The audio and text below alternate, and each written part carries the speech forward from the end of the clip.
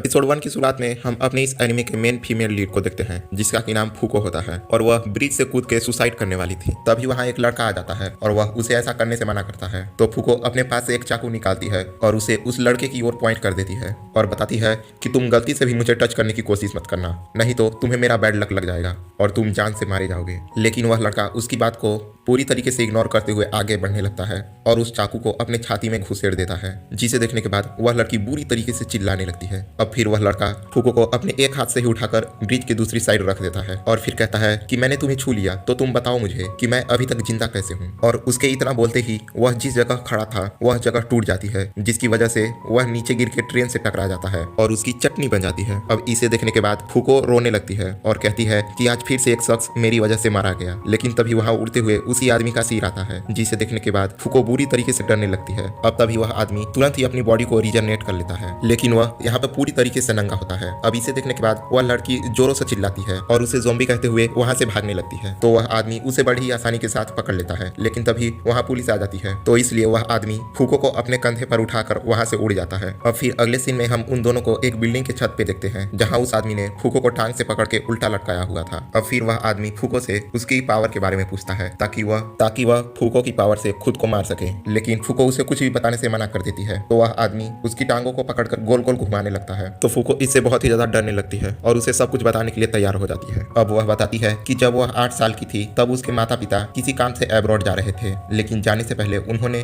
उसे जी भर के गले लगाया था और फिर आधे घंटे के बाद प्लेन क्रैश में उन दोनों की मौत हो गई। और तभी से वह जिस किसी को भी टच करती है वह किसी न किसी तरीके से मारा जाता है। और इतना सुनते ही वह आदमी फूको को हक कर लेता है और अपने दोनों हाथों को उसके टी शर्ट के अंदर डाल देता है, जिसके बाद वह कहता है कि यानी अगर तुम्हें कोई हक करता है तो उसके ऊपर तुम्हारा लक सबसे ज्यादा असर करता है। तो फूको कहती है कि मैं अभी क्या कह रही थी, तुम सुन भी रहे थे? तो वह आदमी चिल्लाते हुए कहता है सुन रहा था, इसीलिए तो इसे टेस्ट कर रहा हूँ। तो फूको कहती है लेकिन तुम साथ ही साथ मेरे मजे भी ले रहे हो। तभी आसमान से एक लकड़ी का बॉक्स सीधा आकर उस आदमी के ऊपर गिरता है और वह मारा जाता है। लेकिन हम देखते हैं कि वह तुरंत ही दोबारा से उठ खड़ा होता है, जिसके बाद वह फूको पे गुस्सा करते हुए कहता है कि तुम्हारा अनलॉक आखिरकार ठीक से काम क्यों नहीं कर रहा। तो फूको डर जाती है और वहां से भागने लगती है, लेकिन तभी उसका पैर एक केले के ऊपर पड़ जाता है और वह फिसल कर बिल्डिंग से नीचे गिरने लगती है। लेकिन तभी वहाँ वही आदमी आ जाता है और वह फूको को बचा लेता है कि मैं तुम्हें नहीं मरने दूंगा, क्योंकि एक तुम्हारी ही पावर है जो कि मुझे खत्म कर सकती है। जिसके बाद वह उसे लेकर वहां से उड़ जाता है। अब तभी हम एक बिल्डिंग के छत पे कुछ लोगों को देखते हैं जो कि उन्हीं दोनों को देख रहे थे, जिसके बाद उनमें से एक आदमी किसी को फोन लगाता है और कहता है कि शायद से वह उस नई ब्रीड को लेकर अपने ठिकाने की ओर जा रहा है। तो वह आदमी कहता है कि कोई बात नहीं, हम उसे भी पकड़ लेंगे। अब फिर अगले सीन में हम फूको को देखते हैं, जिसे कि वह आदमी अपने ठिकाने पे लेके आ चुका था। अब तभी वह आदमी फूको को उसके सारे कपड़े उतारने को कहता है, क्योंकि उसे लग रहा था कि अगर वह फूको की ज्यादा से ज्यादा बॉडी को टच करेगा तो फूको की पावर ज्यादा अच्छे से काम करेगी। अब इसे सुनने के बाद फूको वहां से दुम दबा के भाग जाती है। तो वह आदमी उसका पीछा करने लगता है।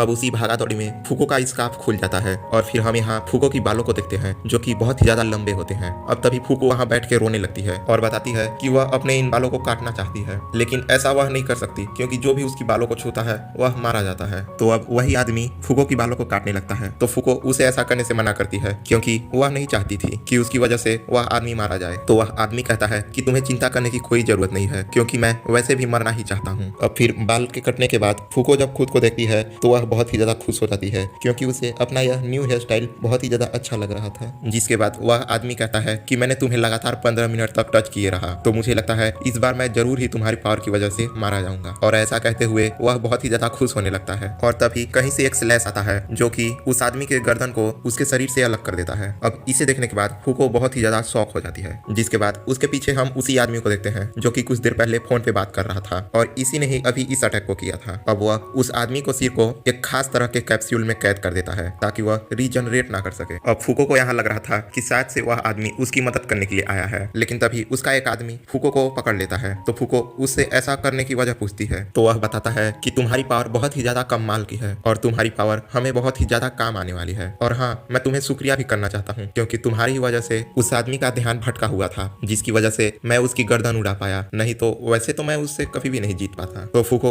उसकी इस बात को सुनकर अपने आप को कोसते हुए रोने लगती है और कहती है कि अक्सर मेरी वजह से लोग मारे जाते हैं। लेकिन तभी आसमान में एक बिजली कड़कती है और वह सीधा उसी आदमी के ऊपर आके गिरती है जिसके हाथ में कैप्सूल था। अब वह आदमी तो तुरंत ही मर जाता है, लेकिन कैप्सूल के अंदर मौजूद आदमी आदमी आजाद हो जाता है और वह बाहर आते ही वहाँ पे मौजूद सभी को एक एक करके खत्म करने लगता है। तो वह आदमी फूको के गले पर अपने तलवार को रख देता है और वह उस आदमी से अपने आप को सरेंडर करने को कहता है। तो फूको उसे ऐसा करने से मना करती है और कहती है कि तुम्हें मेरे लिए खुद को सेक्रीफाइस करने की कोई भी जरूरत नहीं है। तो वह आदमी फूको की बात को नहीं मानता और अपना गला काट के उस आदमी की ओर फेंक देता है। तो फूको अपने मन में सोचती है कि मुझे ऐसा करना ही होगा, जिसके बाद वह खुद को छोड़ाकर उस आदमी के गाल पे किस कर देती है। अब वह आदमी समझ जाता है कि यहाँ पर क्या होने वाला है, तो इसलिए वह तुरंत ही अपनी बॉडी को रिजनरेट कर लेता है और विलन को कस के पकड़ लेता है ताकि वह वहां से ना भाग सके। अब फिर तभी हम फूको को देखते हैं जो कि वहां से दूर भाग रही थी और तभी वहां एक बहुत ही बड़ा सा मीटेओराइट गिरता है जिसकी वजह से आसपास की जगह तबाह हो जाती है। अब हमें फूको को दिखाया जाता है जो कि सही सलामत होती है, लेकिन वह उदास थी क्योंकि उसे लग रहा था कि शायद से वह आदमी मारा गया होगा। लेकिन तभी वहां वही आदमी आता है और हम देखते हैं कि इतने बड़े धमाके के बावजूद भी उसे कुछ भी नहीं हुआ था।